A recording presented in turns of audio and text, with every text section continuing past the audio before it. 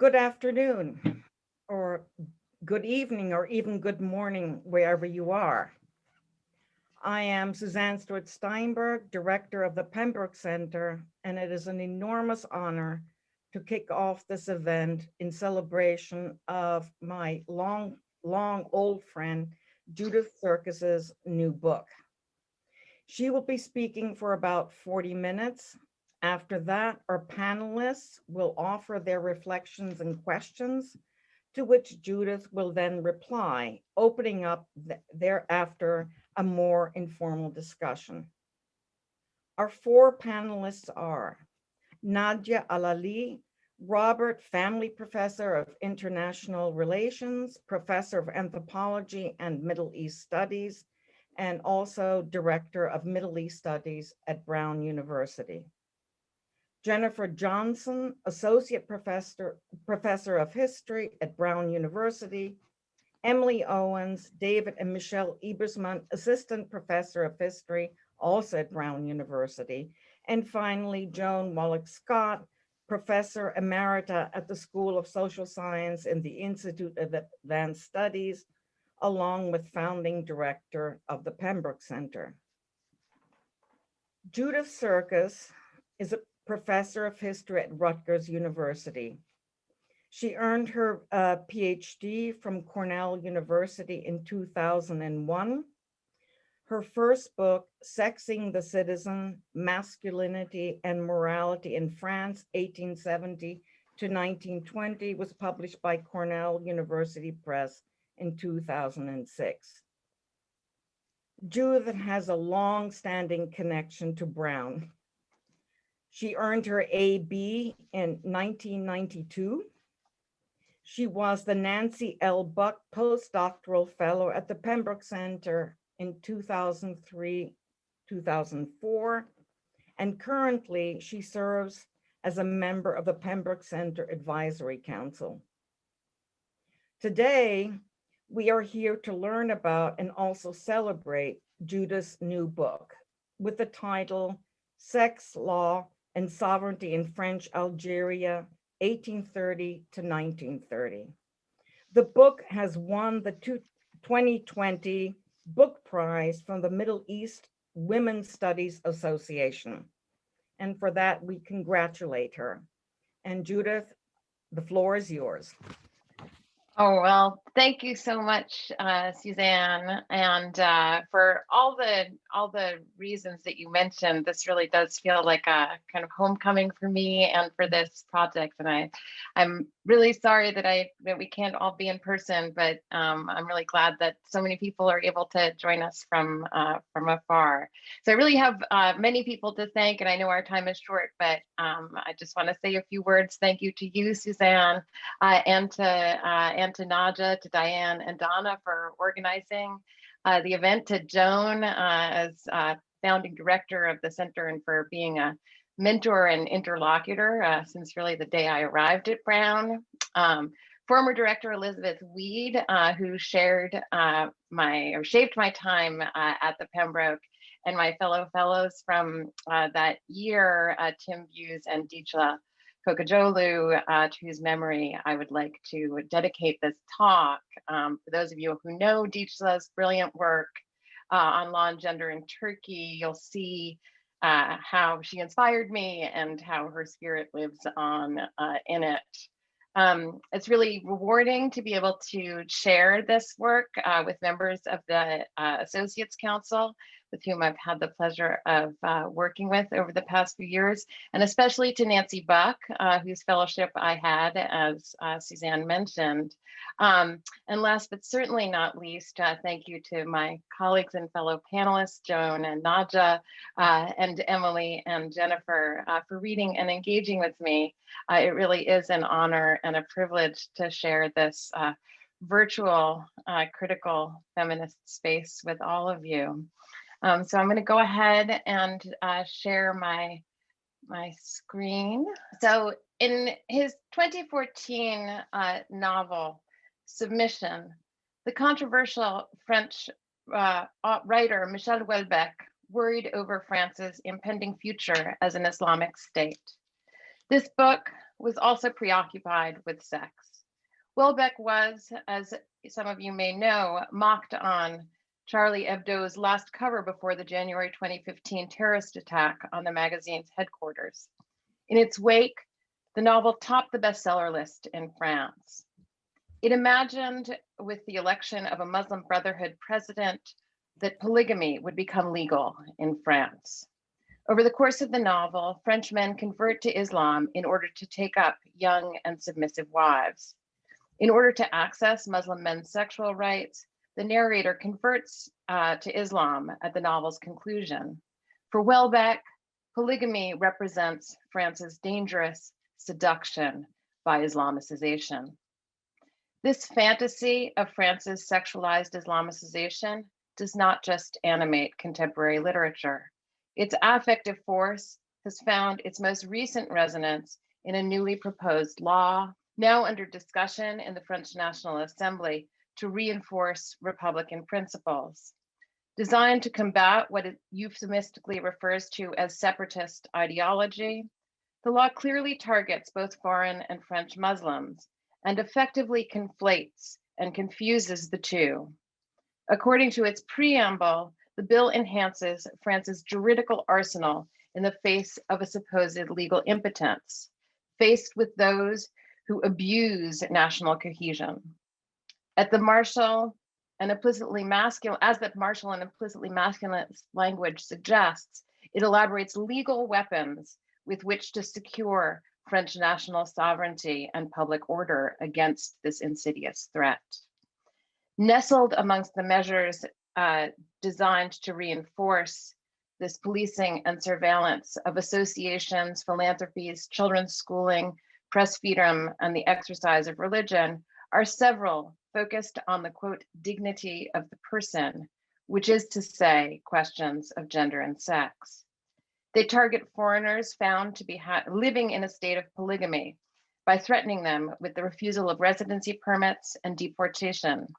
They ban so-called virginity tests and enforce measures to police supposedly forced and fraudulent marriages. The sociological and statistical basis for these threats to French public order are uncertain and disputable. What is certain is that they make a manifest and persistent linkage between the government of Muslim religion and family law to the legal defense of French sovereignty. Given the past 3 decades of French efforts to govern Islam through projects of gender and sexual regulation, these not so new measures are in no way surprising. Indeed, as my book suggests, there is a much longer colonial history to today's recycled Orientalist tropes of how patriarchal Muslim men and victimized Muslim women undermine the French Republic.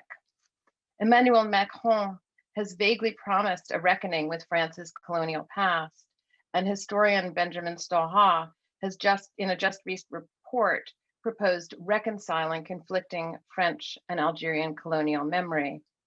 But as I hope to show, tropes and tactics of colonial sexual history remain in many ways intact in that proposed law. Rather than taking colonial history as a self-evident causal explanation, my book presents it as a problem. Why, I ask, is the Muslim question so often posed as one about gender and sex? I looked to Algerian colonial law in order to answer this question. Taking the legal and broader cultural fascination with the Muslim family, including fantasies of polygamy as a point of departure, I excavate how gender and sexual regulation became integral to the theory and practice of French colonization and government. I show how the French imperial state shaped the meaning and practice of Muslim law in Algeria over the course of more than a century of colonization. The book thus offers a genealogy of personal status as the legal framework that organized Muslim and customary law jurisdiction, and indeed that continues to structure family law codes in many post-colonial states today. I explain how, when, and why religious and family law, as presumptive domains of intimate concern, were in contrast, in the context of the settler colonial project, cleaved from property law, which was increasingly territorialized. The designation of some domains of law and life as extra intimate concentrated the regulation of intimacy on Muslim families. I argue that this structure of feeling underwrote indigenous dispossession and made Muslim bodies and sex into sites of legal, political, and social intervention. The law introduced a cleavage, assimilating land to French law while maintaining the difference of Muslim persons. In Algeria, as in other imperial contexts, this rule of difference focused colonial juridical attention on the patriarchal excesses of native law and its effects on women. My book explores the structural, legal, and psychic reasons that this was the case. In what follows, I will outline elements of my argument in order to hopefully provide context and background for what I know will be an immensely engaging collective discussion. Let me begin at the beginning. As I was writing my introduction, I came across a remarkable archive of caricatures that confirmed many aspects of my argument, namely how the colonization of Algeria was cast in sexualized terms from the outset. The images, some of which you see here, mocked the French colonial mission or the French mission of conquest across the Mediterranean as motivated by base desires and as essentially a sexual conquest. The cartoons merged humor and horror, depicting French soldiers as at once inept and cruel, lust-filled and ludicrous, in order to raise questions about the nature of French intentions in colonizing Algeria. Critics of the mission immediately raised pointed questions about the military expense and efficacy of the project, as well as the risks it ran of dishonoring the army, as these characters suggest. In response, advocates of the occupation proposed a colonial rule of law, right? So they contrasted the excess of the military violence to what they would endeavor to project as a rule of law, more organized and efficient. It would, in theory, ensure that French soldiers and Algerian subjects would remain in line. They affirmed the terms of the July 5th, 1830 Treaty of Capitulation, which guaranteed that, quote, the freedom of the inhabitants of all classes, their religion, their property, their commerce, and their industry will not be disturbed. Their women, it proclaimed, will be respected. Citing this precedent, the architect of Algeria's 1834 judicial organization answered charges of French rapaciousness with promises of peaceful coexistence. He promoted the legal organization of colonization by proposing a no less phantasmatic idea of occupation.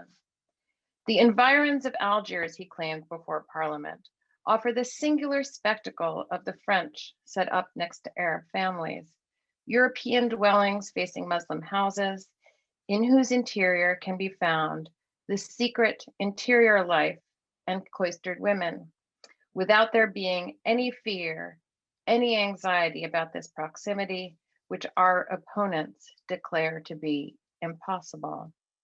On this view, Algeria required legal organization to establish effective colonial government and to ensure the smooth transfer of property into European hands. His 1834 ordinance creating Algerian civil jurisdictions expressed this idealized vision by separating the laws that applied to French and native inhabitants of the ex-regency.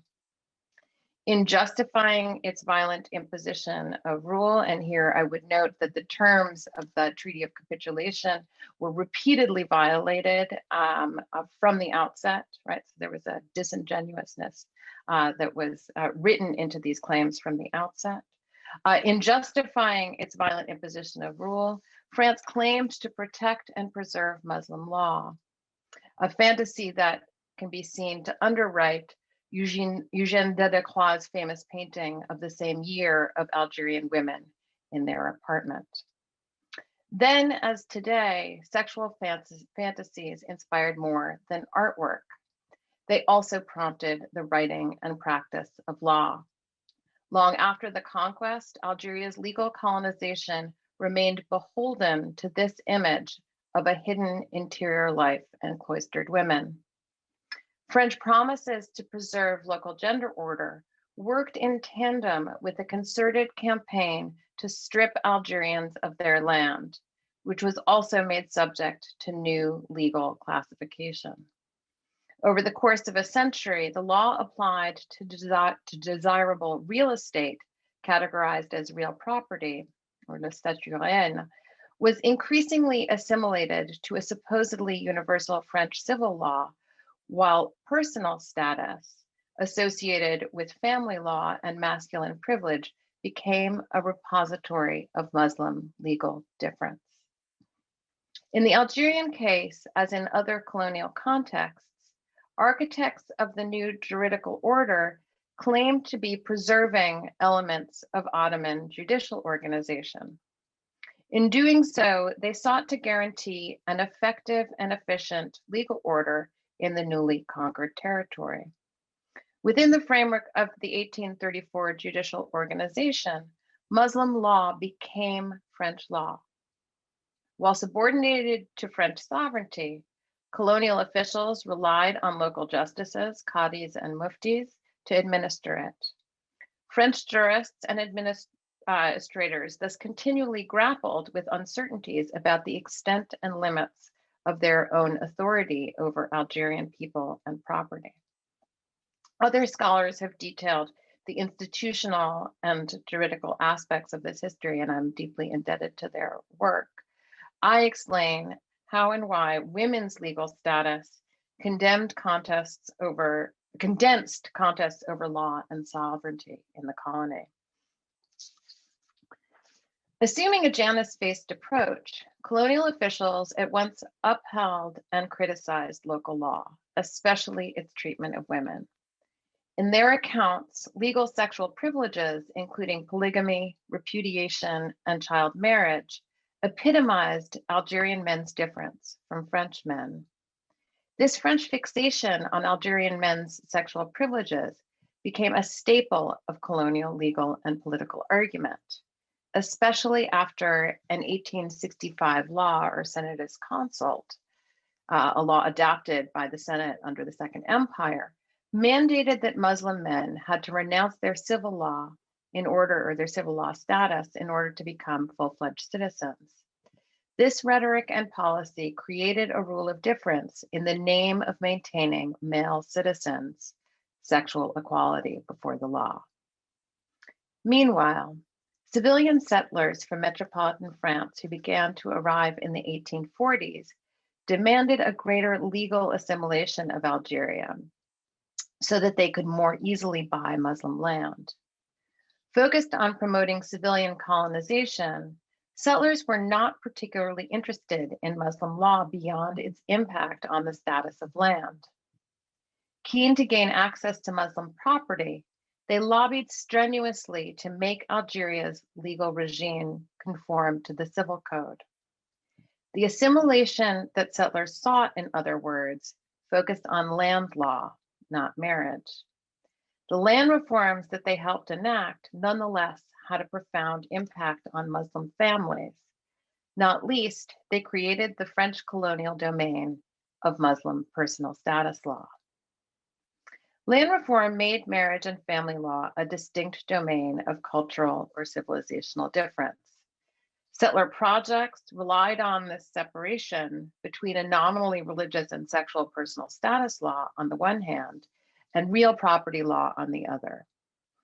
As Auguste Varnier, the author of the 1873 property reform legislation that I study, explained, we respect personal status, which touches on diverse matters of the freedom of conscience, of religion, of the intimate life of families.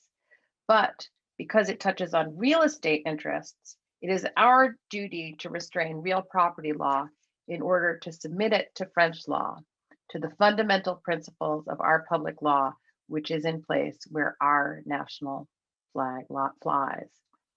Legislators such as Vallier used this argument to justify expropriation through the creation of individualized or private, as opposed to family property holdings. Yet the law also claimed disingenuously to in no way alter the personal status or rules of inheritance of natives.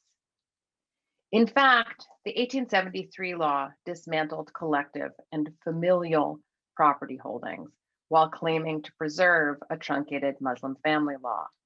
More specifically, it used Muslim inheritance law as an instrument to break up family estates by assigning fractions of parcels to individual family members and granting them individualized titles.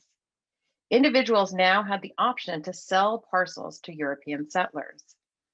This process often forced the sale of the entire property.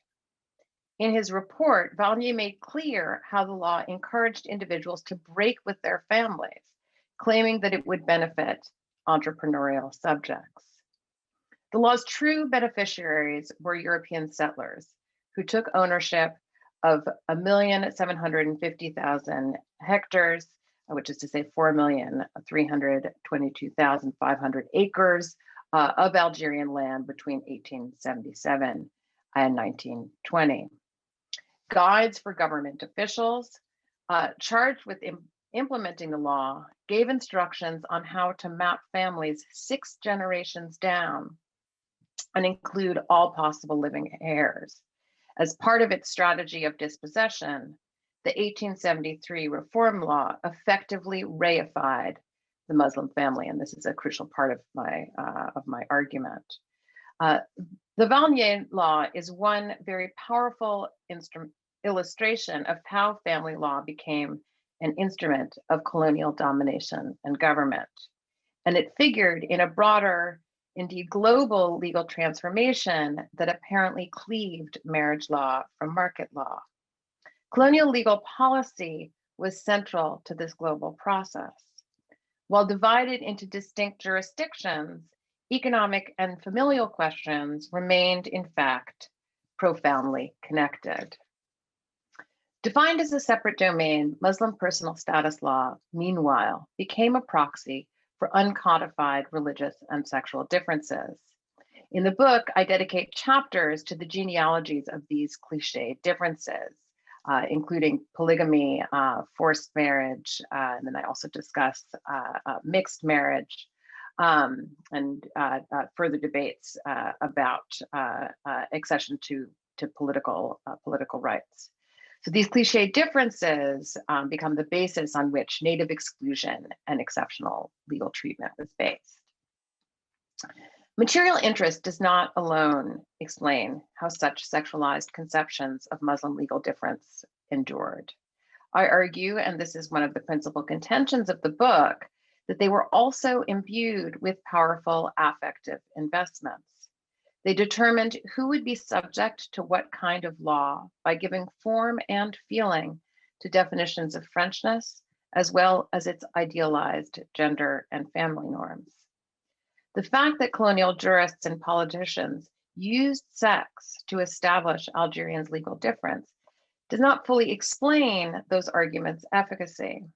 I suggest that attending to the legal power of fantasy, as well as the fantasy of legal power, elucidates why a fascination with sexual difference took psychic as well as political hold. Anti-colonial psychiatrist Frantz Fanon famously analyzed how sexual aggression and desire motivated the blanket, and this is a quote, the blanket indictment against the sadistic and vampirish Algerian attitude towards women. For Fanon, the conquest's material violence and rapaciousness also took a psychic form that focused on the Algerian family and women as a site of struggle between French and Algerian men. French efforts to save women could never be clearly distinguished from a desire to possess them. Sexual aggression and solicitude, covetousness and concern, lust and legality were, in other words, two sides of the same colonial coin. My work documents this long legal history, the long legal history of this colonial sexual projection and disavowal, by demonstrating the recursive efforts to secure French colonial sovereignty through appeals to the no less certain ground of sexual difference. We better comprehend both the uncertainty and force of its discriminatory law. It's helpful here to recall that, as Edward Said noted in his classic text, the discursive construction of Orientalism was as much based on, quote, desires, repressions, investments, and projections as it was on a knowledge of empirical reality. Critics of Said have pointed to the risk of reproducing a totalizing and Manichaean opposition between the Orient and the West. In exploring the phantasmatic aspect of legal Orientalism, I don't seek to reify and homogenize French and Muslim law, or to suggest that Muslim law was simply a projection of French jurists' heated legal imaginations. Indeed, my account of the instability of French sovereignty, its long history of legal pluralism, the confusions of colonial jurisprudence, and the incomplete project of systematizing Algerian Muslim law indicates precisely the opposite. Understanding these projects as fantasies in a psychoanalytic sense elucidates their tenuousness while also explaining their tenacious and violent effects. As critic Jacqueline Rose has suggested, the modern state enacts its authority as ghostly, phantasmatic authority, and I'm quoting her, but it would be wrong to deduce from this, like those who misread Freud's attention to fantasy as essentially trivializing, that the state is any less real for that. By demonstrating the recursive efforts to secure French colonial sovereignty through appeals to the no less certain ground of Muslim sexual difference, we better comprehend both the uncertainty and force of its discriminatory law.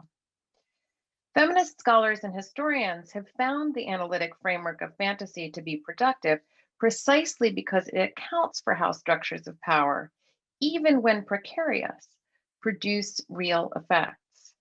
As I've underscored, economic interests in Algerian land prompted French jurists' creation of a legal order that sequestered personal status from property law. Debates over the legal status of Muslim women shaped how colonial jurists constructed new jurisdictions and claimed their own legal authority. But to grasp how these arguments took hold in the juridical realm and beyond it, we must also grapple with libidinal and affective investments in law. Such sentiments are not simply ideological veils for real material interests, nor are they mere metaphors of rule. Rather, as Ann Stoler has suggested, they are at the heart of colonial governmentality. Colonial juridical discussions of sexual relations and rights were, from this perspective, not just covers for other interests. They mattered because they mobilized and managed visceral and violent emotions connected to sex. Affects are palpable across the colonial archive that I survey, in voluminous treatises written by jurists as well as in their tortured case law, in anxious reports written by land surveyors, and in speeches by parliamentarians, no less than in sensational copy written by journalists and sentimental prose written by novelists, including some novelists who were also jurists. This diverse body of sources illustrates a simultaneous fascination with and repulsion toward sexual privileges associated with Muslim law. These defensive reactions can be understood in psychoanalytic terms as denial, disavowal, and foreclosure, which is to say, the repression, rejection, and refusal of their own thoughts, feelings, and desires. They reveal, in other words, unrecognized desires and fantasies that were regularly displaced or projected onto Algerian men and women. Over and over again, across more than a century of colonization, French jurists and journalists, politicians and publicists ritually rehearsed Algerian men's purported privileges in their denunciation of the intimate sexual excesses of Muslim law, including polygamy, prepubescent marriage, and repudiation. Remarks by Marcel Savoyant, a jurist who graduated from the law faculty of Algiers and became political editor of a local newspaper, the Courrier de Tlemcen, exemplify the dynamic of projective identification and disavowal on which these arguments relied. Writing in 1908, Savoyant asserted that Algerian men's sexual rights were incompatible with their accession to French men's political rights, even if they had served in the French military. In his view, the difference, and indeed inequality, between Algerians and French men would grant them, quote, meaning the Algerian men, incontestable advantages over us. They would enjoy all the prerogatives implied by the quality of the citizen, while benefiting from their personal status: polygamy, forced marriage, concubinage, repudiation, and paternity searches. Savoyant both imagined and identified with Algerian men's sexual license and denounced it as irreconcilable with the sexual limits of citizenship. These fears persisted, especially after the First World War, in which hundreds of thousands of Algerians served under the French flag, and an equal number came to work in French factories in the metropole. Their efforts to obtain more extensive political rights were stymied, not least because colonial politicians regularly denounced the prospect of the polygamous citizen, and this was a language that just returned repeatedly and that I document in the book. French political resistance to Muslim Algerians' political representation, some in what we have seen were long-standing fantasies of Muslim men's legal privileges that were, as I've suggested, a jealous form of projection that underwrote Algerians' dispossession. Sexual envy and horror intensified political animus against Algerian men at the height of the centenary of colonization in 1930, as this caricature from the erotic humor magazine Le Sourire suggests.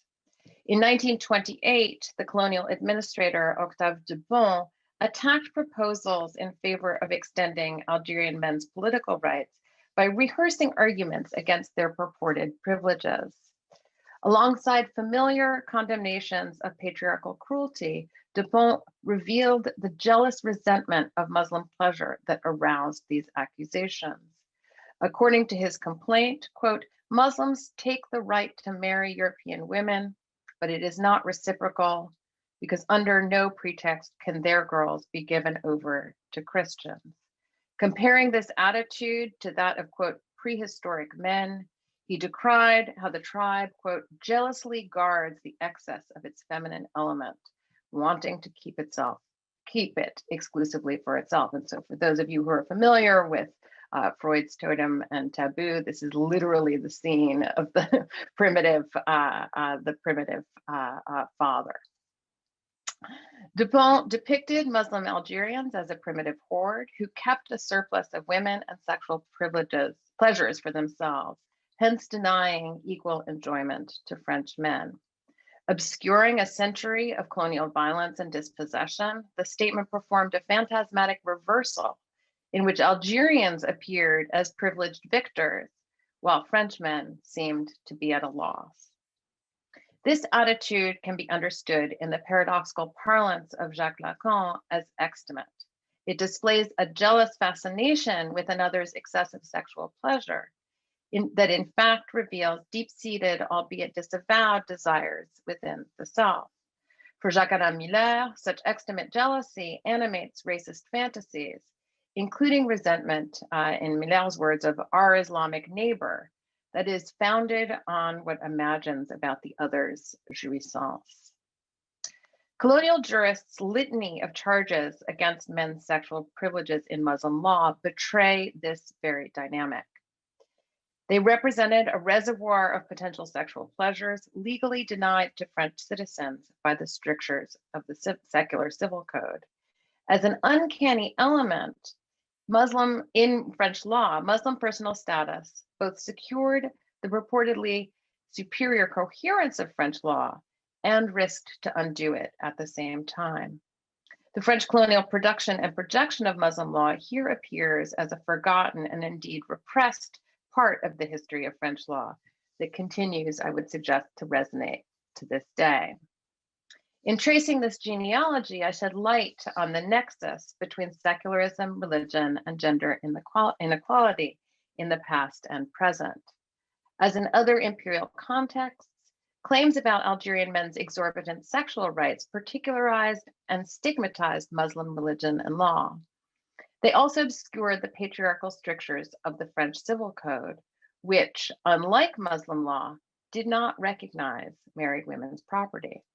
Eroticized figures of Muslim sexual domination structured jurist claims about the French Code's superior, secular, and civilized character.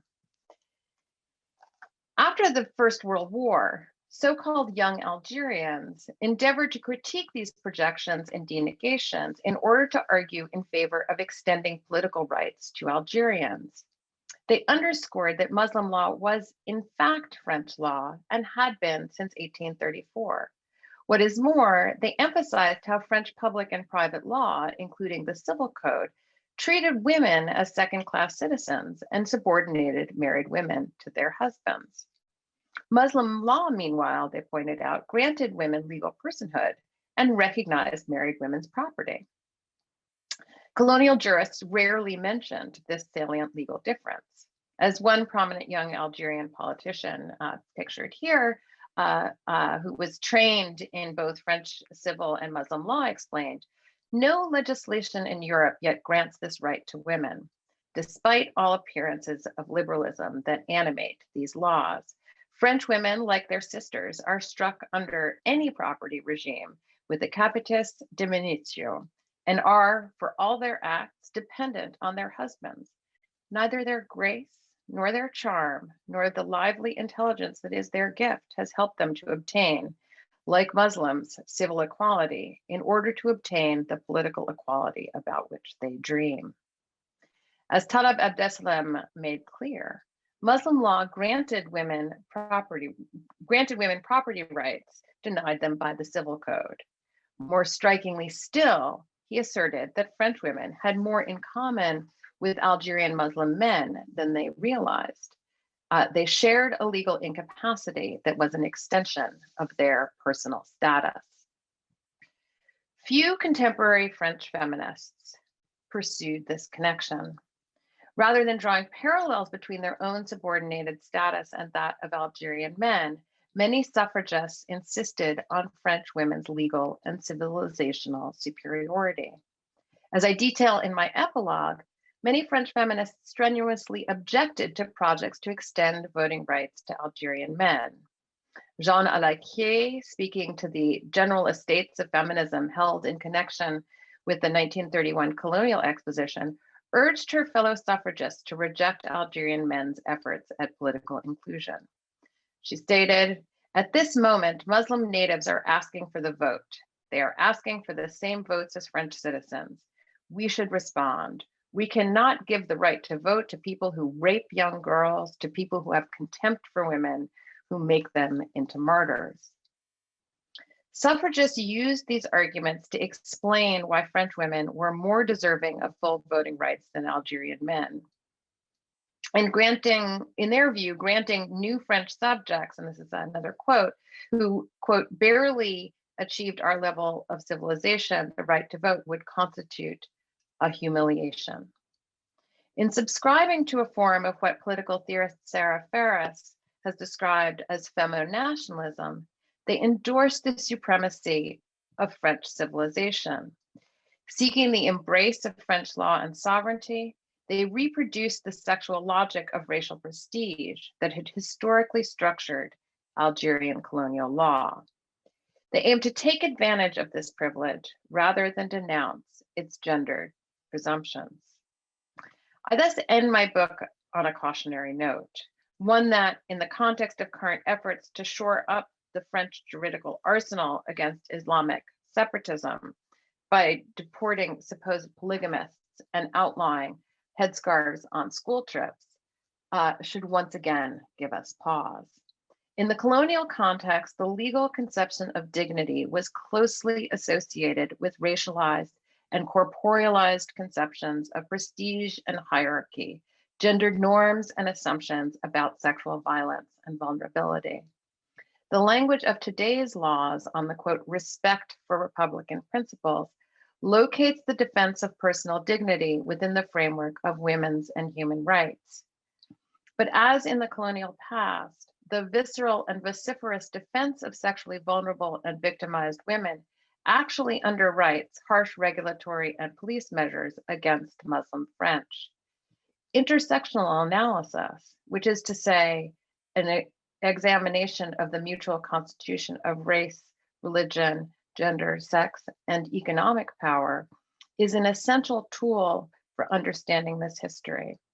So it is notable that such critical perspectives have been recently subjected to ideologically suspect political denunciation and is part and parcel of the campaign against separatism.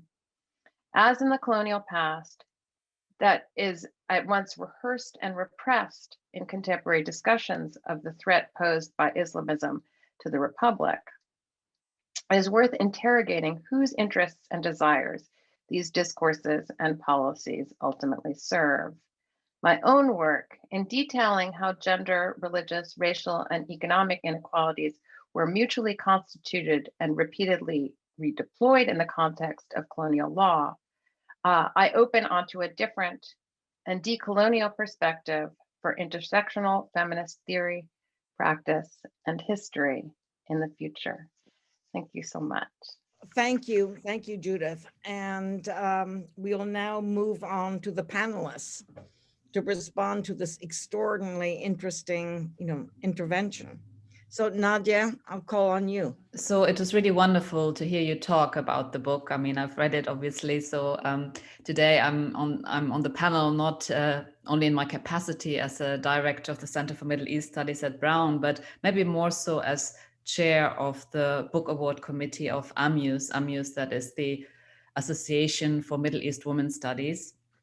And so for those of you who don't know AMUS, it's an organization of scholars and individuals with an interest in women and gender studies and sexuality in the context of the Middle East, North Africa, and beyond, including transnational and diasporic communities in Europe, as well as North America and South America. And AMUS is also the intellectual and political home of JMUS, which is the Journal of Middle East Women's Studies. And I had the pleasure to serve as the chair of the 2020 Book Award Committee. I'd like to mention and thank my two co-chairs on the committee, Hind Ahmed Zaki and Karl Schäfer. And I would also like to mention the support from Angie Abdelmonem and Rasmia Abdelnabi, who have helped to keep us going at AMUS. So we had a very strong submission actually last year, and in some ways was good. It was during the summer lockdown period, lots of amazing books to read. But as you already heard, Sex, Law and Sovereignty in French Algeria, Judith's book won the award.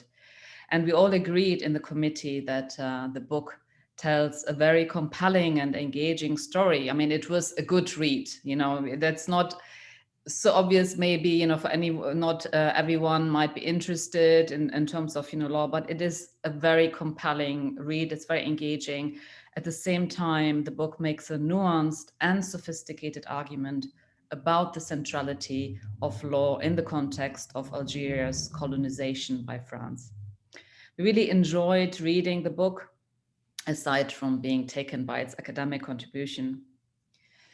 But beyond the fact that the book is an incredibly well-researched account of the French occupation's sexualization of Algerians as an imperial tool of control, it was apparent to us that the book presents some of what we really cherish in the field of women and gender studies with reference to the Middle East. So what sort of AMUS is about. So first of all, we all felt that the book presents interdisciplinarity at its best. So, we have obviously historical methods and approaches, but that combined with anthropology, religious studies, Islamic studies, as well as sociological interrogations. Judith's work is part of a growing body of feminist scholarship that has shifted the focus from women and even more broadly, gender and sexuality, to use gender and sexuality as a lens to explain historical and contemporary phenomena, processes, and developments. And crucially, her work is based on an intersectional analysis that is very much gendered, but also pays attention to processes of racialization and colonization. So the book shows convincingly how gender, that is constructions of normative Algerian femininity and masculinity, as well as gender relations, in addition to heteronormative ideas about sexuality and the family, were key to constructing difference between the Algerian subjects and French citizens. Judith's analysis of case law, French jurisprudence, legal opinions, and journalistic articles make for a powerful new gendered reading of the French imperialist project in Algeria, and shows how sexual and racial differences, and I should not forget gunpowder, made it possible. Meanwhile, French male citizens, as French women, were simultaneously fighting for their political rights and full citizenship, as well as often using the language and logic of imperialist feminism. So we on the committee agreed that a very original angle is the discussion of how French interpretation and construction of Muslim family law not only worked towards land and property appropriation, but also confused questions of property and family, government, and religion. Now, in addition to the comments offered by the Amuse Book Award Committee, I would like to offer a few of my own reflections.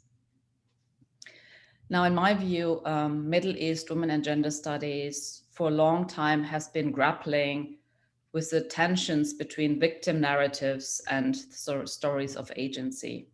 So when I started, so in the 90s as a graduate student, and I got introduced to the literature, so the literature in terms of gender studies with reference to Middle East, it was very much within this wider trend of stressing agency, right? And that was reacting to a previous body of scholarship that was all about misery and oppression, and of course also reacting against, wider media discourses, which of course are still very much prevalent.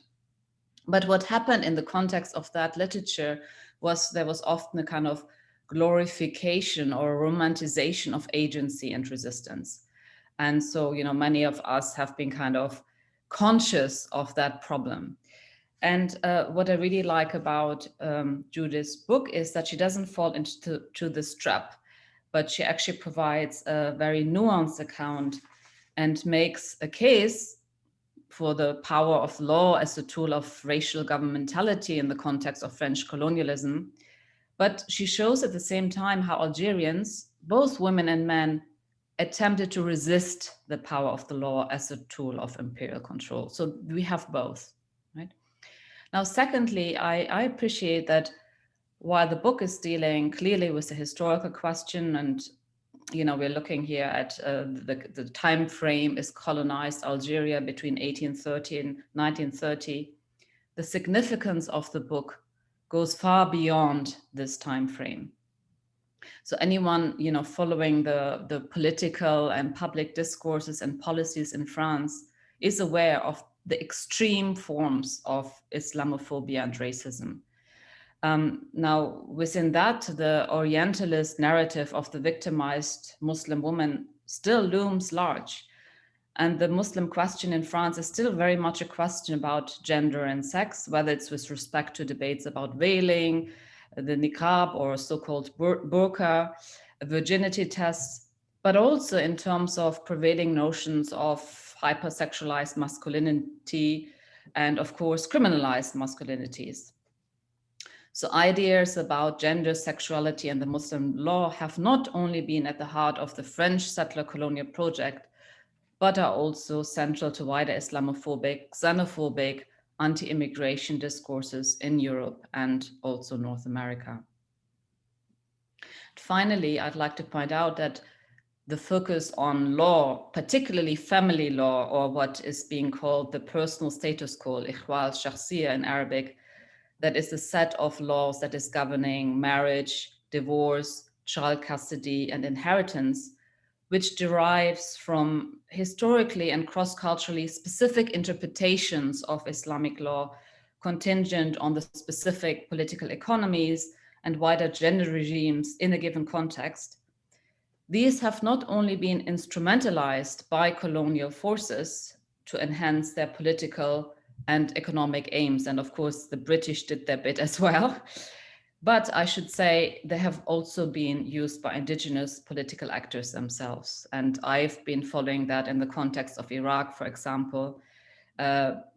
So in post-invasion Iraq, where Islamist sectarian interests have dominated the controversy around the personal status code that used to be unified and more liberal during the secular Ba'ath regime. I mean, the Ba'ath regime, which was, of course, authoritarian dictatorship, but the personal status code, was more liberal. And so what we see is that in the contemporary Middle East and North Africa, sectarianism, as well as tensions between secular and religious constituencies, are also being fought over the bodies of women and sexuality, in terms of trying to reinforce certain ideas of heteronormativity in the family and sexuality.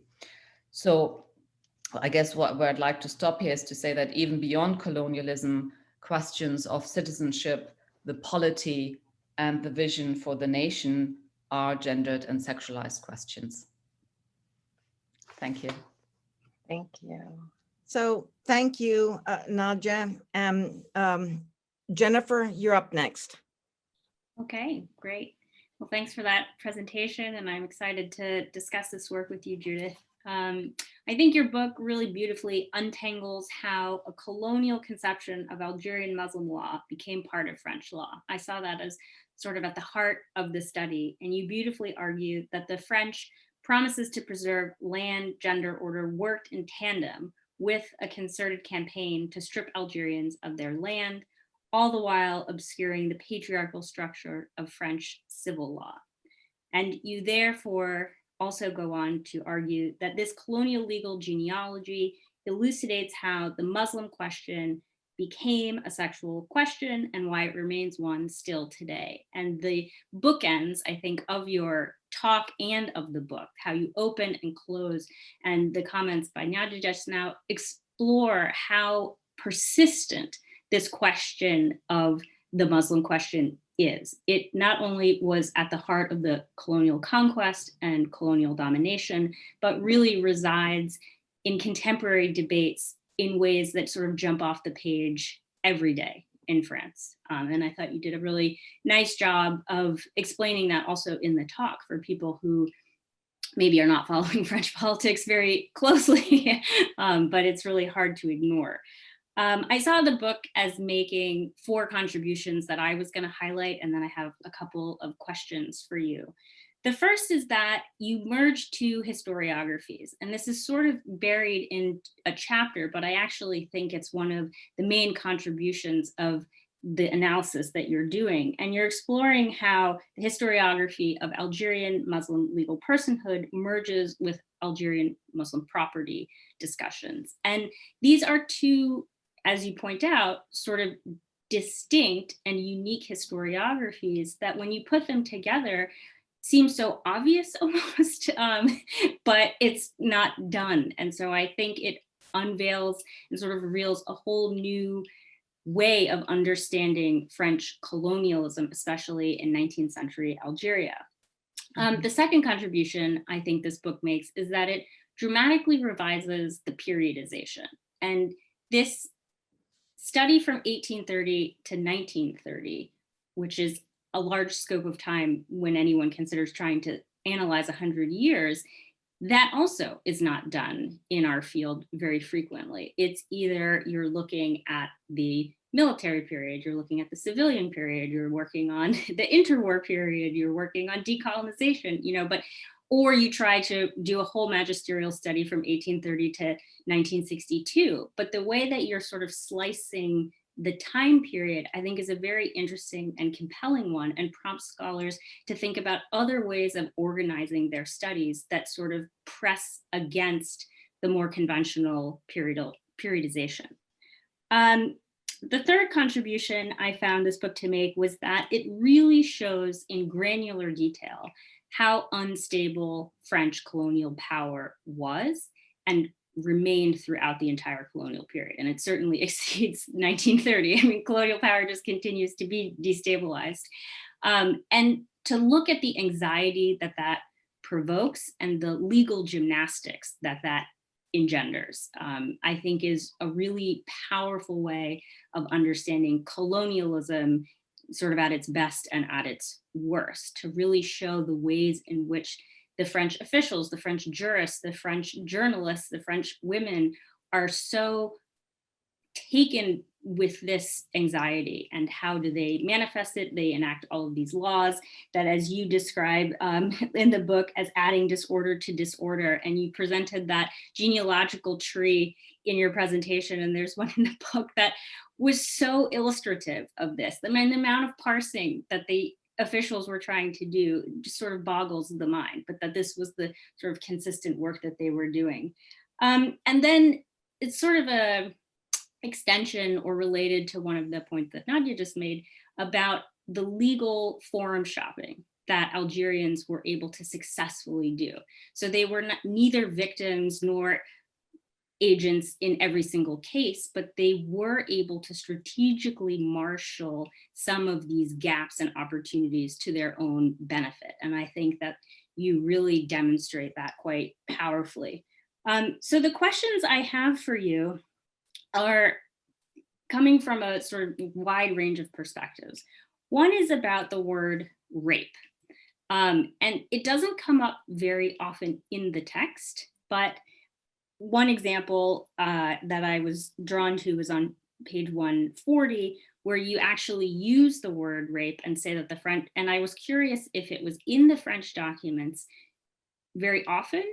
If not, what does that signify, or how do we understand these French jurists or even these reports about how they're understanding the interactions or sort of the bodies of Algerian women? Is this a concept that they use or understand, or is it sort of reserved for special circumstances? Another question I had was about chapter 5, which I found to be so interesting. I spent a lot of time thinking about this chapter because on the one hand, there's a lot of silence and archival absence that you're dealing with the scandal of Medea, and you're trying to reconstruct this case. And so my question for you is, how did this chapter come to be? Sort of what was the methodological sleuthing that you had to do? Because it's sort of a different kind of chapter than the rest of the book, where you're describing case after case after case with voluminous documentation. And this one, you have sort of one very thick file and you're intuiting a lot of information from it. So I'm just curious for you to talk about that process and what kind of methodological opportunities this opens up for scholars. And then the last question was about French feminists, and you sort of ended your talk on this point, because I think this is a really nuanced and complex point that is perhaps not made enough of. And I would like to hear you talk about the ways in which French feminists in the interwar period, or sort of at the end of your study, how their own fears about their own rights really served to disparage and also negate Algerian rights. Thank you, Jennifer. Thank you. Emily, you're up next. Wonderful. Thank you, Suzanne. Judith, it's such a pleasure to have a chance to read this book. And I want to begin by just thanking you for writing such a terrific book. That was such a pleasure to read. And I'll just reinforce what Nadje said about the sort of storytelling in the project. That's really makes it a pleasure to read. And also, I want to thank you for giving us all an opportunity to come together and talk in a configuration that we haven't done yet at Brown. So that's lovely. But also to gather under the aegis of the Pembroke on such a happy occasion, because I think great achievements happen so infrequently in our field, and it's important to celebrate them. So, so I really appreciate the book itself and also your generosity in sharing it with us in this forum. So I want to raise a couple of questions that came to me, or maybe not questions as much as just like aspects of the text that I found really moving as a reader, reading from sort of a position as a historian of sex and law, but not of Algeria. And so some of my comments, I think, and really my reading of the text was really shaped by a sense of how does this book travel outside of its sort of geographic and chronological field? How does this book speak to those of us who are situated in women's studies on the historian side and also on the feminist theory side? And I think that some of what has already come up in the comments and in your own comments is worth kind of lifting up in that in that broadening gesture here before I go into my comments.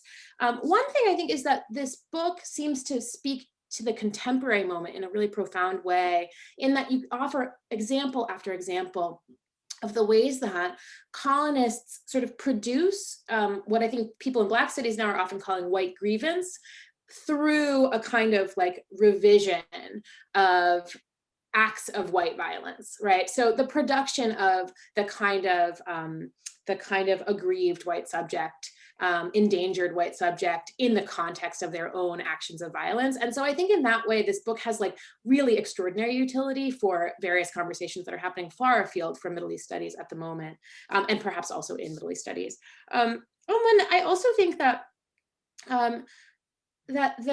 I was so struck by the presence of men in this book, which perhaps is like such an obvious thing to say, but I think it's something that those of us who do histories of gender and sexuality are so often confronted by, that in attempting to tell stories of women and intimate life, we end up in a mass of archival documentation of the machinations of men.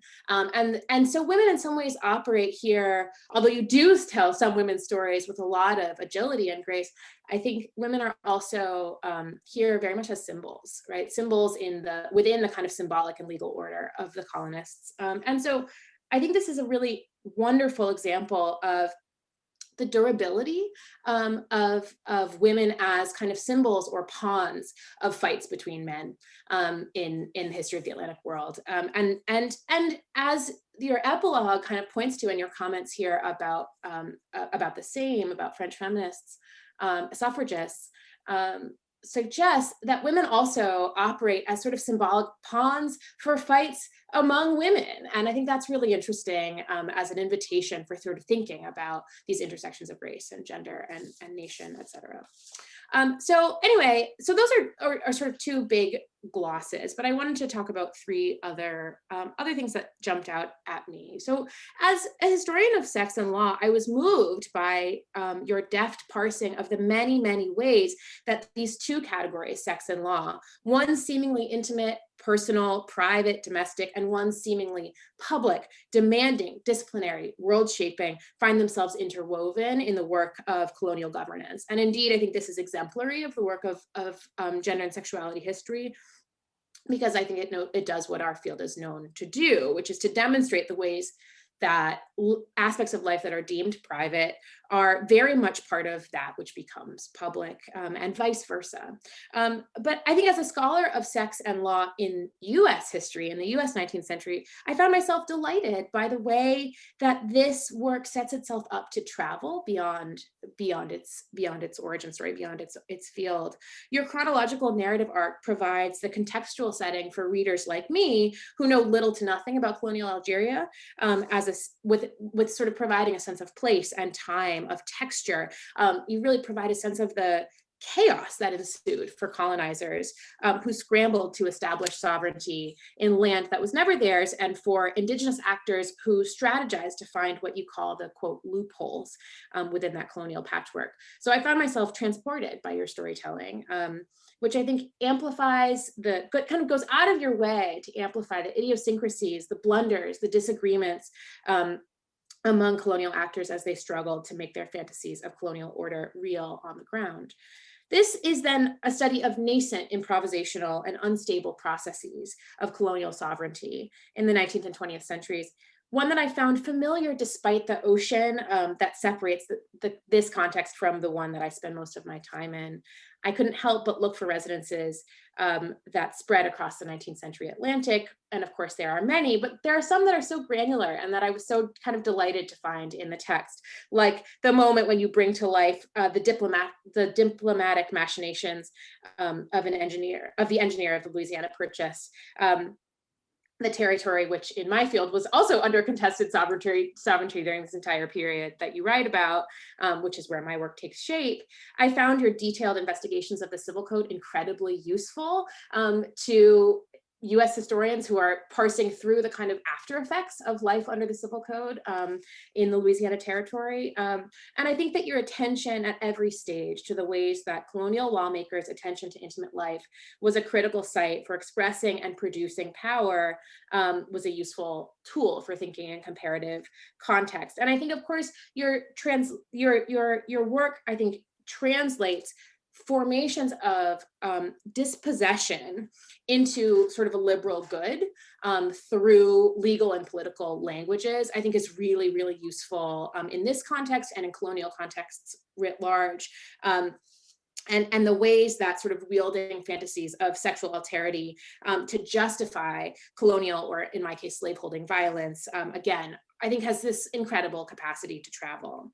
But second, I think in emphasizing the contingency of French colonial power in Algeria, your capacious vision of law is also really important. And so I think that you frame and use the law as both a scaffold that points inward into the minds of its writers and refracts outward as well onto the lives of the people who it governed. But you also emphasize the sort of improvisational, almost trial and error quality of colonial governance, which I think is really, is a way of getting underneath colonial governance without creating a romance of agency of the colonized, right? That you can actually kind of call the bluff on the colonizers without having to kind of create stock formations of the colonized who are always already resisting. So the attempt to stabilize French dominance frequently turns against itself. You write, quote, rather than assuming the strategic self-evidence of French Algeria's legal pluralism, I illustrate how its ground and authority remained perpetually troubled. While it appeared to solve some problems posed by colonial government, it also created new ones. Indeed, this is in some ways a portrait of, and I quote again, French sovereignty on trial. And so I love the way you kind of changing our lens as readers to the instability of the governing project. And this is, I think, most interesting for my own purposes. Your reading practice encounters law as fundamentally an artifact of culture. You, quote, reconstruct the cultural life of Algerian colonial law. And I think this is really important. Law here is not an edifice, but it's a living thing. It's responsive and often reactive. It's an experimental technology of sovereignty in the image that you create here. And I find that really evocative and kind of demonstrative of what we see in colonial and slaveholding archives. Your story illustrates then that sovereignty is not an idea, but a material and affective reality. It's something that's felt and something that's refused. And that feltness, that intimacy, that affective quality of sovereignty, I think brings texture to something that can often be imagined as kind of outside of the world in some way, or sort of larger than life. My third comment is about fantasy, which you dwelled on toward the end of your talk, and which is particularly interesting to me, because I think it's a site it's an expression of the kind of interdisciplinary capacity of this book that I am incredibly drawn to and also have questions about as an interdisciplinary historian myself. It's something that I'm struggling with.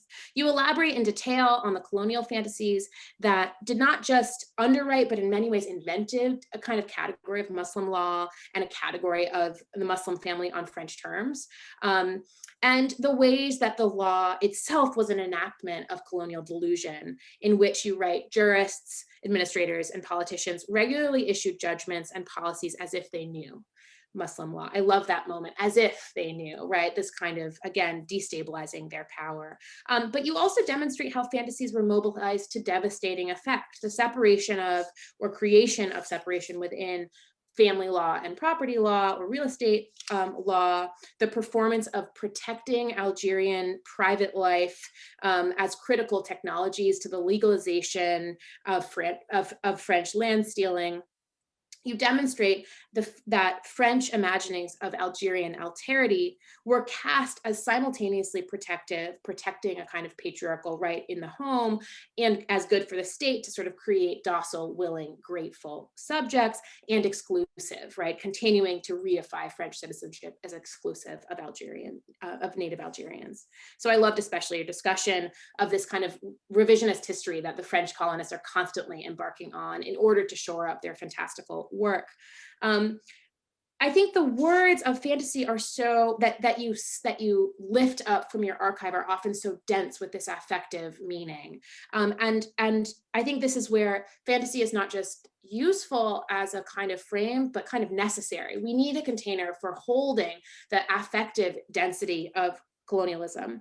And I think you extend a kind of like cultural idea about fantasy into this very granular how-to within the law. But I want to ask you to elaborate more on fantasy as a tool for interdisciplinary historians, because I think in some ways it is a space in which readers in feminist theory can grab onto this book and really, really run with it. And in other ways, fantasy remains ephemeral, and it's a difficult tool to work in archives with. And so I'm curious about, you know, the stakes of fantasy as a frame for your analysis, and really what's gained and what's lost. What are the opportunities of kind of thinking with fantasy as a framework in looking at colonial archives, and what are the challenges or the limits of that kind of approach? I think that draws us back to Nadje's comments about the kind of exemplary interdisciplinarity of this project and the kinds of tensions that interdisciplinary work can produce. So I'll leave it there. And again, I want to thank you for such a wonderful book. Thank you, Emily. Joan, you're up next. Thank you, Judith, for giving us the opportunity to do this. And thank you for Suzanne for making it possible. It's always wonderful to do a Pembroke Center event, even on Zoom. So one of the many things I admired in Judith's work is her refusal of conventional historiographic categories and her embrace of theory. I don't think it's just interdisciplinarity, but theory that makes the interdisciplinarity possible. She combines intellectual, social, and cultural history in a way that reveals more than any one of those approaches alone would. That was the distinguishing feature of her first book on masculinity. In this book, she's added law and legal history to the list, insisting, and I'm quoting, and I'm going to quote her a lot in these few minutes, ideas about sex and family were integral to the development of colonial legal theory and practice. And not only ideas, but fantasies of sex and sexual difference. This enables her to examine what she calls the cultural life of French colonial law, not as a coherent imposition on Algeria, but as a mutable, uncertain, and contradictory set of policies and procedures. And I think we've all emphasized that aspect of it, this sort of uncertain, unstable dimension of what often passes as set, fixed law. We get to study both of the psychic and political dimensions of colonial practice. I think there's a lot going on in the book, and I just wanted to summarize the points that mattered to me, and then I have two short questions. So first, the book is a study of French law in Algeria that, as Judith puts it, sheds new light on the imminent contradictions of French legal pluralism. And again, a quote, "The adjudication of questions about men's and women's legal status with respect to the family, sex, and property put French sovereignty repeatedly on trial. And the way she puts French sovereignty on trial is really one of the, for me, one of the really impressive aspects of this book. And she uses an impressive variety of texts to demonstrate these moments of uncertainty and indecision, to reveal the contradictions. And she uses the psychoanalytic theory of fantasy as her instrument for this reading. I don't think you could have done that uncertainty reading without the psychoanalysis, without fantasy. Okay. Secondly, she also exposes the ways in which French jurists use their representation of Muslim family law to mask the contradictions of French law on things like the treatment of women and definitions of citizenship. And then it's a quote, "In an effort to naturalize and valorize French civil law, colonial legal experts and politicians fixated on men's sexual privileges in Muslim and customary law while disavowing their own advantages under the civil code. Their doctrines and polity were both animated and unsettled by this contradiction." It's the end of the quote. "Some French colonial jurists imagined they were liberating Algerian women from the predations of Muslim patriarchy, even as they entrenched that very patriarchal power and their own as well. And when it came to granting exceptions to French law against polygamy, Muslim personal status law granted men an exception that both," and again a quote, "confirmed French legal sovereignty and the exclusive dignity of French citizenship." Judith works those contrasts so effectively as colonial power is constituted precisely in contrast to what they depict as questionable Islamic practices. Another point, and people have mentioned this already, the connections between family or personal status law and the settler colonial appropriation of indigene property is nicely spelled out. It offers a good example of the interconnections of what seem to be disparate departments of legal action, family on the one hand, property on the other. The focus on court cases provides particularly rich evidence to work with, concrete examples of the structural and political processes that Judith is tracking. The cases are read sensitively and with great nuance. Judith can mine a seemingly dull legal document for all its presumptions and prejudices. I find that a feat of impressive virtuosity, having fallen asleep reading legal texts and policy debates in the Senate and all the rest of it. What you managed to pull out, the exciting material that you managed to pull out of those really boring texts is very impressive. The book also works beautifully across French and Algerian legal institutions and policies, again, focusing on court cases, but going well beyond them to illuminate the points. I think it's a masterful study of the ways in which sex and law were inextricably intertwined in the elaboration of French rule in Algeria. Its great virtue is to demonstrate in careful detail, with an impressive range of material from court records to novels, exactly how the conquest of Algeria repeatedly challenged the very ideals of the secular universalism in whose name colonization was carried out. I just have two questions that I want to put forward. The first is about indecency, which I think was at the origins of this project. You were interested, as I remember, in the way moral outrage was expressed across a range of instances in the 1830s and beyond. We published Carnival Balls and Penal Codes, Body Politics in July Monarchy France, in the inaugural issue of History of the Present. And indecency was at its core, with a promise to take it beyond the metropole to Algeria. So you were interested in even then in how indecency figured in discussions about Algeria at the moment of French conquest. Yet here we are many years later, and there's no indecency in the index, certainly. I went there immediately to see what had happened to indecency. What happened to indecency as you developed the research and the writing of this book? You surpassed it, and I guess my curious question was why?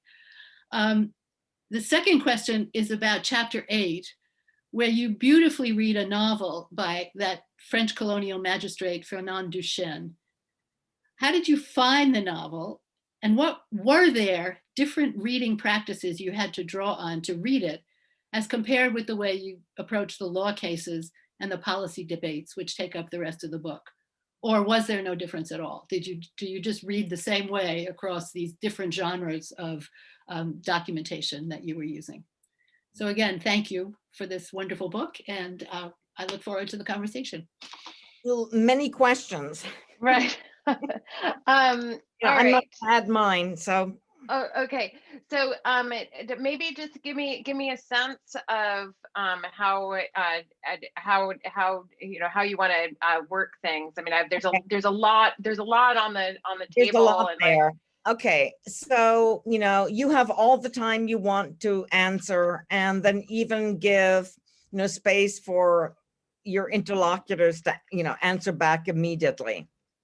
Okay. So we're gonna make this now an open discussion. Okay. Okay.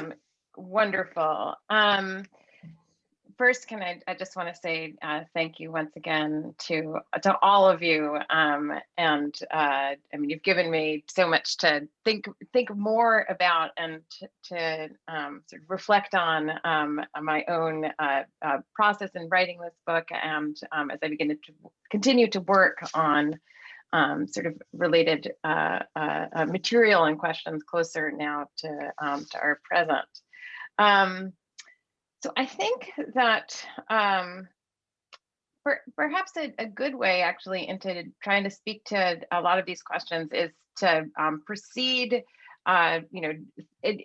through an account of my kind of own, really my own process, and as a way to narrate the kinds of moves that I kind of that as we see them unfold, both in your comments and in the book. So in certain ways, I can begin with the beginning and Joan's question about what happened to the indecency, which gives an indication of where the project really began, and may also speak to some of actually Jennifer's questions about what's up with that chapter 5, and it's because what I didn't actually discuss in my presentation, but at the center, the curious sort of center of the book is a kind of micro history of a sodomy scandal, right, where in fact men and homosexuality and the kind of colonial mobilization of the sexual perversity associated with Muslim men and boys is at the core of the analysis. So yeah, so I began really the project by wanting to address what seemed to be a striking lacuna in the historiography on French Algeria that resonated with other work that I was doing on the question of sexual indecency and scandal. And basically it had to do with the obsessive return to charges of the perversity and excess of Muslim sex in legal discussions of French Algeria. And the initial framing of the project had been to attempt to articulate work that I'd done in a metropolitan context, and the work that I was beginning to do on Algeria. And this was the crucial moment in which I arrived at the Pembroke Center, and I did see amongst the, I see that Tim is out there. Hi, Tim. And as I mentioned at the outset, Dijla, and both Tim and Dijla were actually working on histories of the theme was shame, and Tim was working on questions of the postcolonial, and Dijla was interested in thinking about the legacies of Orientalism and the kind of gendered discourses about feminism and law. And basically, I just realized in the course of that year, so this is a kind of tribute to the amazing influence of the importance of the work of the Pembroke Center, right, that I couldn't actually do justice to the full Algerian story by attempting to kind of fold it into or just have it be a chapter in a project on French indecency. And basically, the more I began to investigate the legal archive of colonial Algeria, I decided that I wanted to make that, and not kind of history of French legal approaches to indecency, be the center of my story. So essentially what I did is I began to investigate, in a sense, why this obsession, right? And as I, and you can see that this is really the question with which I begin the book, and then I began my presentation, right? Rather than assuming the self-evidence of that question, right? The association between Muslim law and family law and sex, to try to see, how and where it occurs in the archive. It was in going back and attempting to, I went back to the 1865 law that I mentioned, that crystallized this account of the need for Muslim men to give up their sexual privileges in order to accede to full citizenship. And I basically just attempted to understand how that legal framework emerged. And to answer, Jennifer's question, I realized that it was inextricable from looking at questions of property, and that, in a sense, that the bifurcation in the historiography was ultimately an effect of the colonial history that I was interested in writing about, thinking about the connections between property law and family law that the law claimed or that eventually the law that I detail in 1873 claimed was a distinction, right? Which I pointed out, and as your comments all suggested. Question about that? How? Can I just interject with yes? Yeah. Question about that, because you're saying it's a production or sort of a product of French colonial categorization. So in the archive, were these subjects wholly separate, or were you able to kind of find a continuity within the physical record? Yeah. Yeah. Okay, so basically, I mean, what happened? It becomes a question of jurisdiction, right? So the cleavage is, the cleavage is affected through the determination of basically which courts hear which kinds of cases, right? And once property cases, at least for those lands that are subjected to French civil law, are cleaved off from Muslim law jurisdiction, right? That is where the cleavage is affected, right? So that when people then try to bring certain kinds of cases, right, they have to go, if it's a land question, they have to go to French civil courts, right? And that's part of what I detail. And then I have the account of the pathos of people attempting to basically use elements of personal status to try to reclaim property. And you have French officials basically suggesting that that is no longer a viable jurisdiction, right? So that yeah. Yeah, can I just intervene right here? Sure. I know, yeah, you want to talk about property and reclamation of property. No, I want to talk about the chicken and the egg. Okay. In other words, about the bifurcation that's produced between family and property law. Yeah. Which of course is central to your project. But, I would also like to kind of, circle that back to Emily's question about the role of fantasy. And that's where for me, and also to Joan's question, because there, it seems to me, there's a kind of chicken and egg problem. Yeah. Right. In other words, what produces the separation? And I think, Jennifer, that's was that what you were asking just now? I was asking more about the methodology that Judith employed to put the two together. So when she was in the archive, but then putting them together would assume there was a separation, right? That was my question: were they separate? Right. And that's my chicken and egg thing. You know, in other words, were they together, then they get, you know, somehow, you know, cognitively separated, and now you're putting them back together again. Right. Well, so I mean, so this is, yeah, okay. Oh, yeah. So what's your, okay, wait, okay, two things. Okay. This is where the fantasy thing comes in, right? So Suzanne, Joan wants to jump in. I don't understand how fantasy comes into it.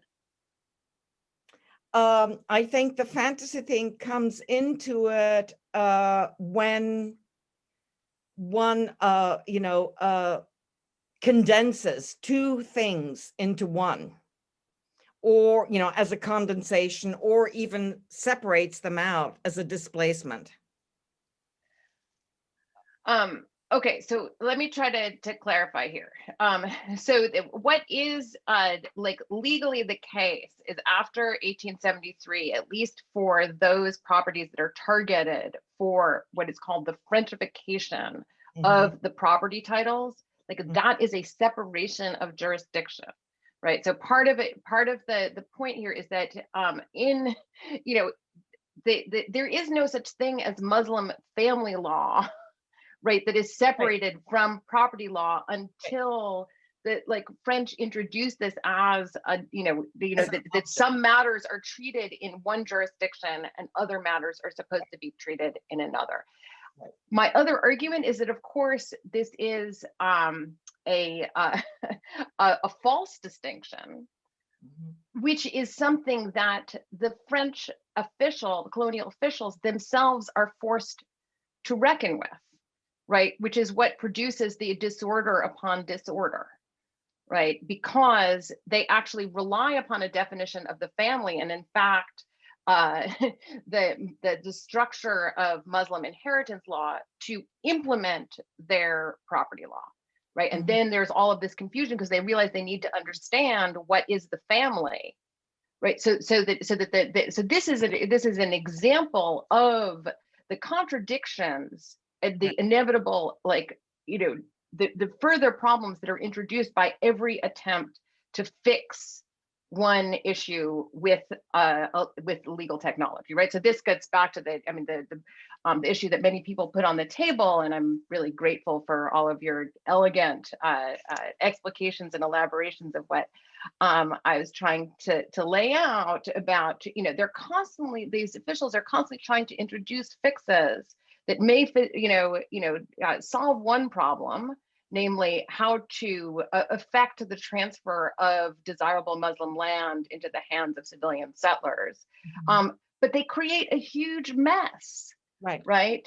And so where fantasy comes in, right, is that officials kind of continue to convince themselves of the efficacy and viability of their own strategies of government in the face of massive disruption and confusion that it creates. Now, to get back to, attempt to draw in the wonderful points that many of you raised, the further complexity here, and if we just, since I foregrounded the property issues, and I think, came through in a lot of our discussion as well,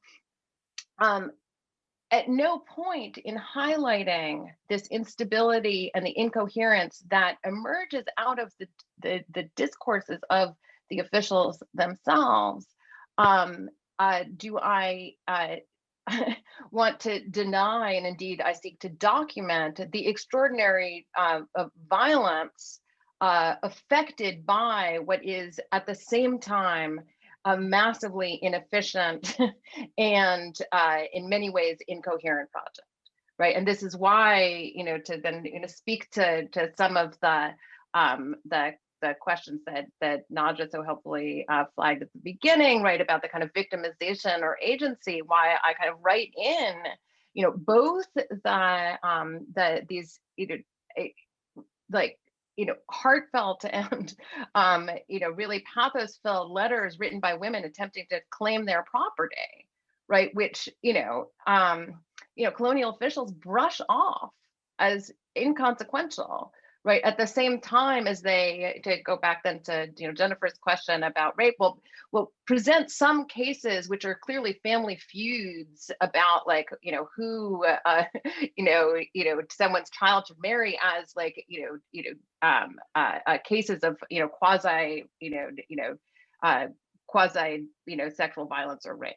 Now, which is again also not to deny that there weren't cases of rape that did occur, and that there were women who would come to colonial courts along with members of their family in an attempt to seek justice, which also kind of returns us to the question of what I'm trying to do with legal pluralism, which is basically to say, yeah, of course people are going to forum shop, right? And like, I mean, this, goes back to, Walter Johnson's like, famous, discussion of agency, like, of course, like, assume that people have agency, but, also operating in, constrained conditions. And in a sense, like, arguing for people's agency is not yet an argument, right? The question is like, what do you do with that?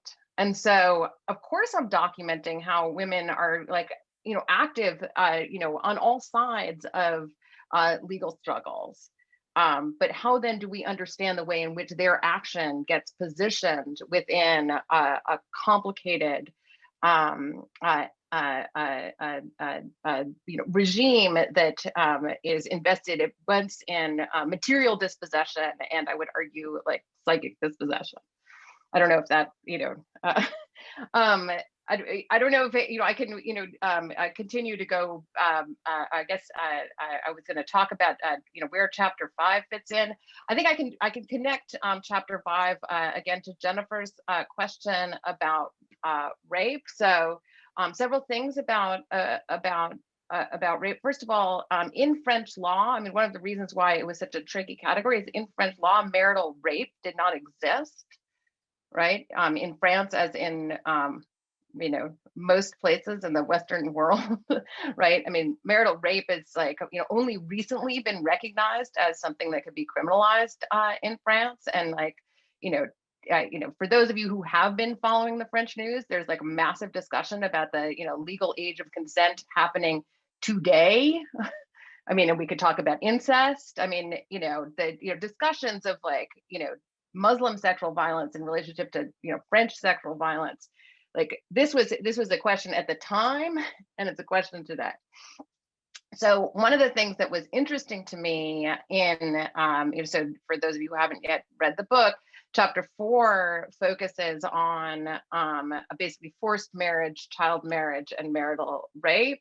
It is followed by a discussion of a sodomy case in the army in which a French captain is accused of having sexual affairs or relations with his subordinates in his Spahi unit, and then also with a 15-year-old boy in the garrison town in which the regiment is housed. And basically what I document is the absolute lack of interest in the violence or potential violence against the 15-year-old boy, when in the pages of journals in exactly the same years, you have an obsessive focus on violence towards girls. So one of the things that I'm interested in documenting is the gendered logic that structured, in a sense, who constituted a victim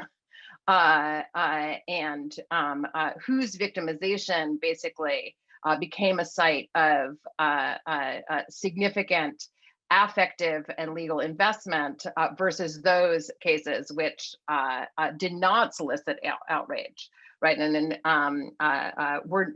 did not summon the same kind of moral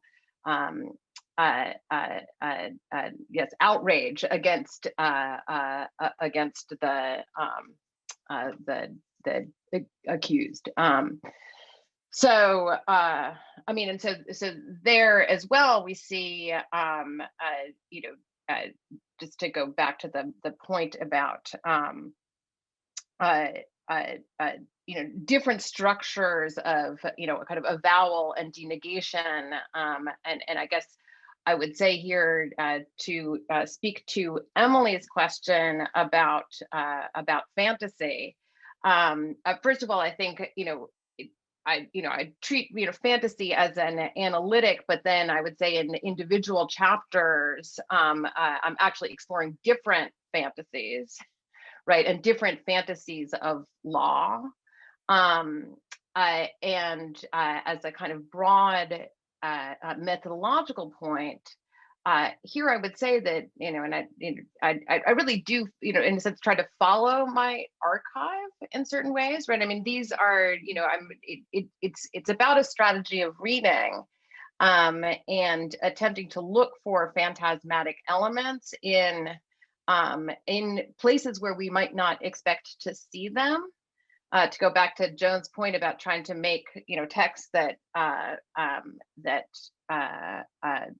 we might not assume the presence of these fantasies is operating in what otherwise are kind of apparently dry legal treatises on who does should or should not count as a French national, right? And so it's an attempt to think about where we locate fantasy, right? And also I would say thinking about what it means to think about to explore what gets invested as a site of fantasy and what does not, which is to go back to what I'm trying to do with property. Right, I'm really interested in thinking about how it is that the family gets conceived of as a site of intimacy and affective attachment, and property does not, right? Which is, in fact, part of the very violence of the fantasy, right? To assume that people don't actually care about their, or that they care more about their religion and their family than they do about their property. So I don't know if, I mean, I can, kind of keep going, but maybe, more people want to come in or draw out. Now I'm going to have to do my reclamation intervention. Okay, yes. There's in Italian colonialism, actually, the affect was invested in land, not the family. And that, so it was, probably, in Italian settler, colonialism. Right. So the idea was exactly because of settler colonialism in Libya, the affect would be absolutely dedicated to the land.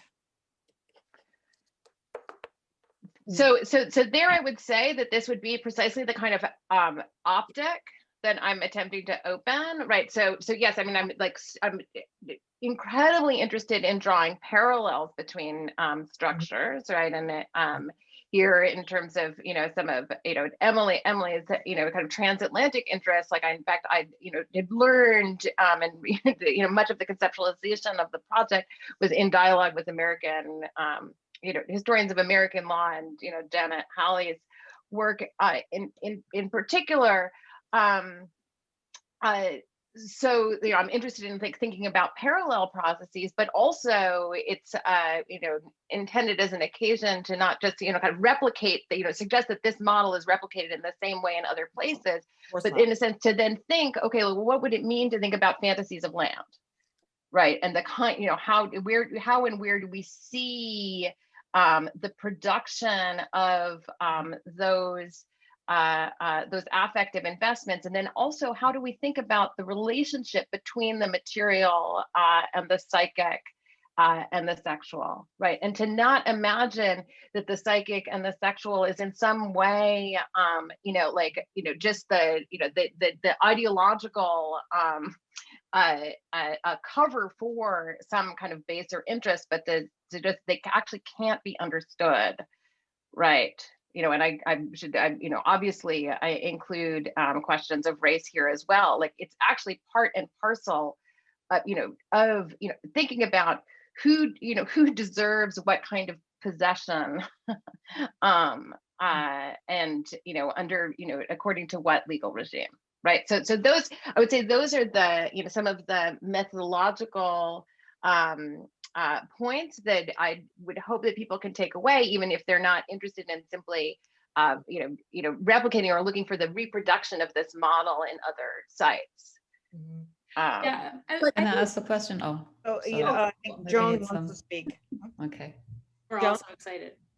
no, but I think there's something more going on in what you're describing in the separation of landed property and law about property from family, and that is that there's something about the land part of it being rational and secular, and the family secular part being invested with these sexualized fantasies, and that in fact enables the separation in ways that so leave to the Muslims their sex, but give us the property. I mean, and that leads to the separation of legal regimes, which was a real fact.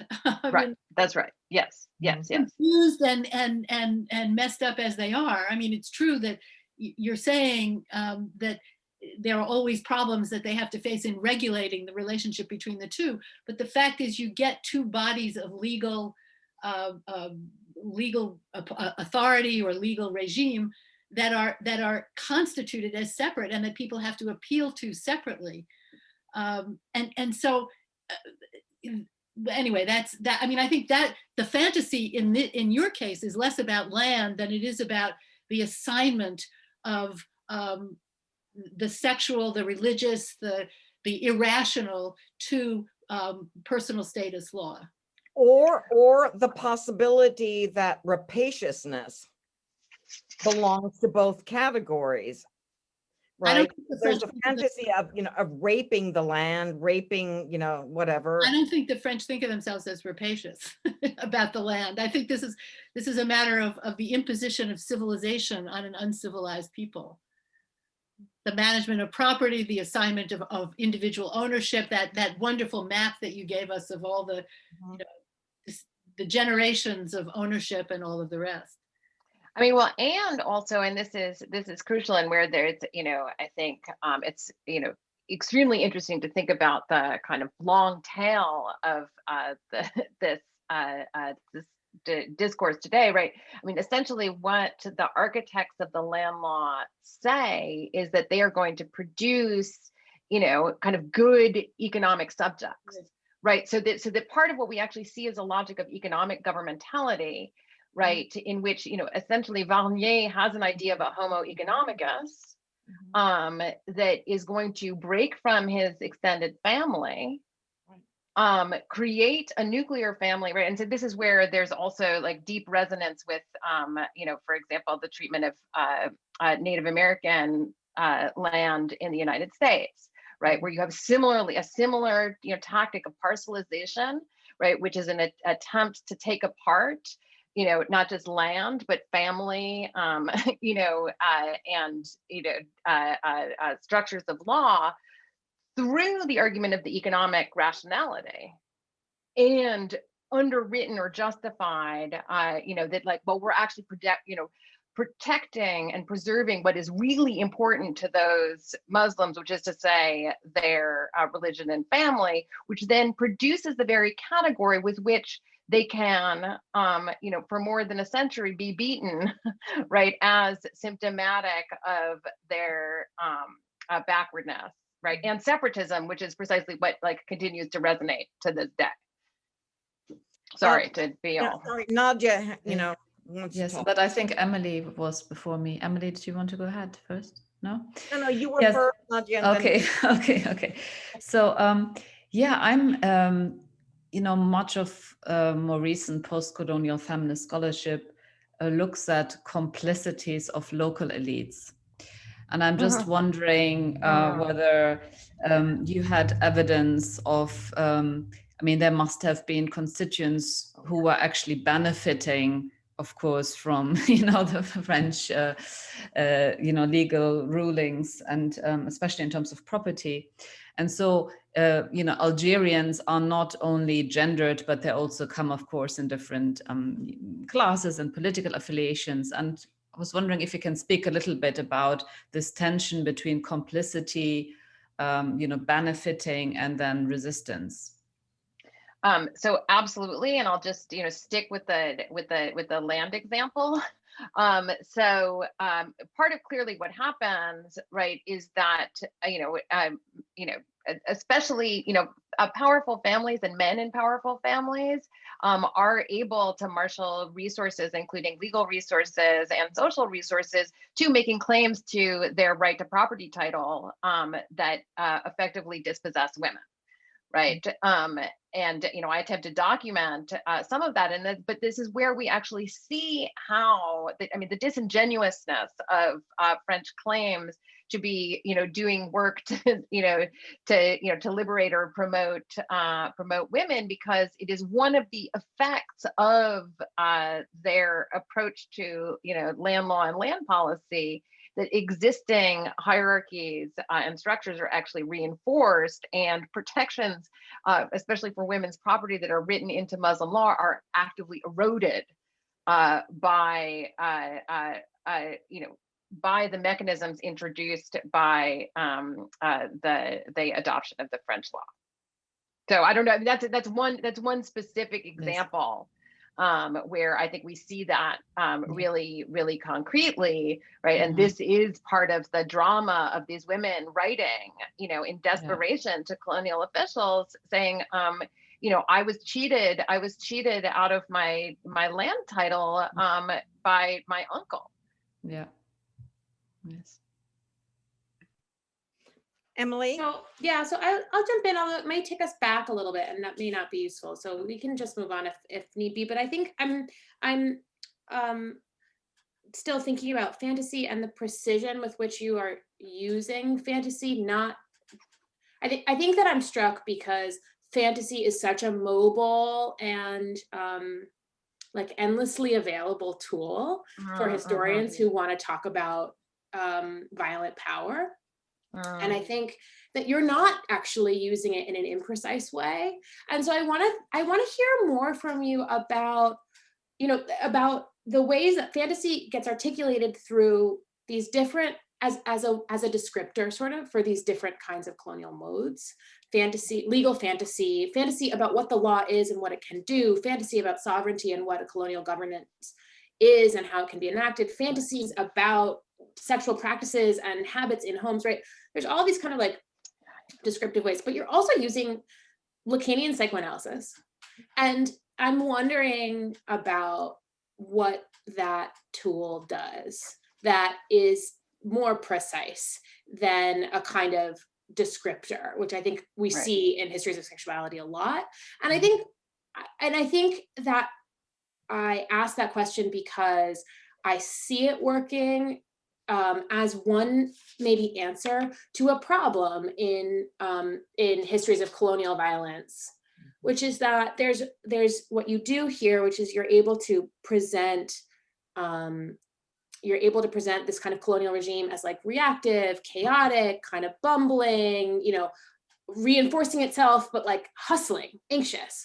And then there are other ways of presenting colonial power that are more tactical, technological, precise. You're actually doing both, right? Because you're articulating these technologies, but you're also showing that they're kind of improvisational.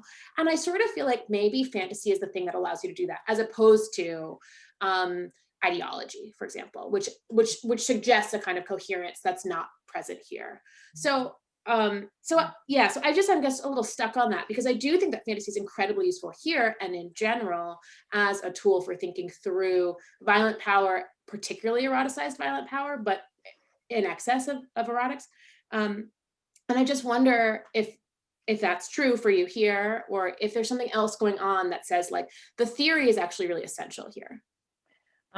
So, wait a minute. Thank you, Emily, because this is going to be the last question, and it's a great final question. So, if you have exactly 4 minutes.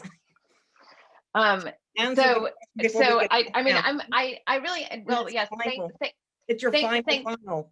Okay, thank you. Thank you. And I will try to use my answer to kind of pick up on threads that I think all of you have raised. But yes, I am actually being very specific in my, and I tried to outline that a little bit in the talk when I, referenced the, I made the Lacanian reference, and I talk about extremism, and what I do, I am working with a specific account of fantasy, which goes beyond just simply saying like some people had some ideas, right? And like they were just projections, right? Because in a sense, we sort of know that, but I am trying to do something more specific, as you've so helpfully pointed out, which is to think about the ways in which fantasy does allow for these officials, like despite the fact that they, in a sense, know but don't want to know about the gaps and fissures in their own legal mechanisms,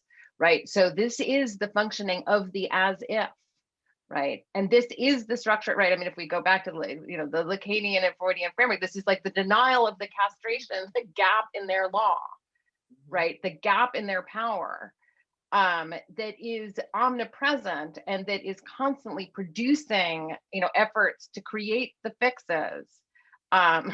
Right, but they have to operate as if it's coherent, right, and that part of what we see when we are reading for this are the symptoms of this, that are constantly arising, right, and I in particular am interested in thinking about the how basically, sex, religion, and race becomes the way in which we see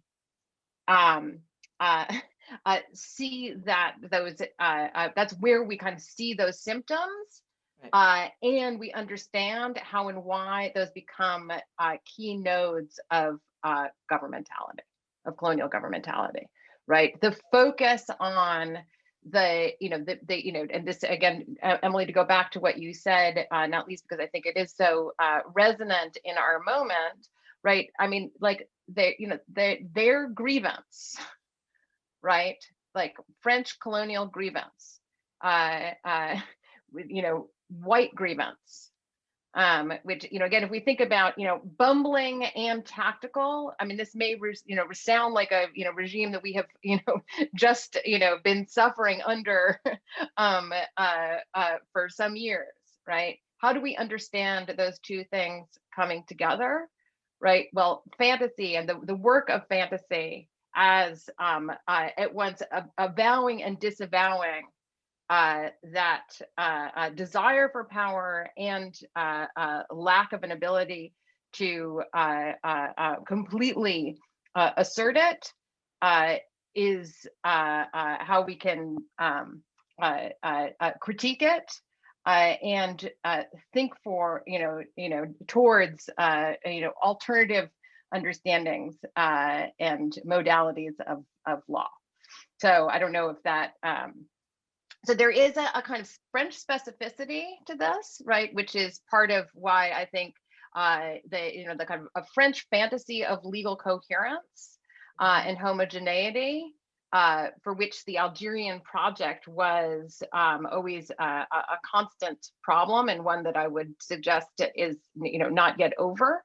I think helped me to give insight into what could be seen as a broader problem or question of, in a sense, the capacity and incapacity of law. Thank you, Judith.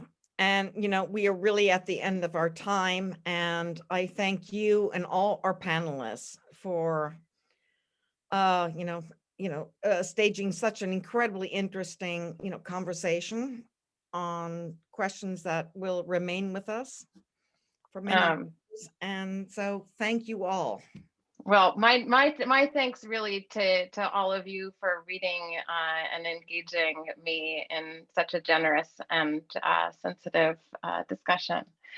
So I miss you all, and we're going to see you tomorrow. I know you're going to see me tomorrow, but I mean, I miss, I wish that we could, I wish we were physically together. Yes. We would now go to dinner.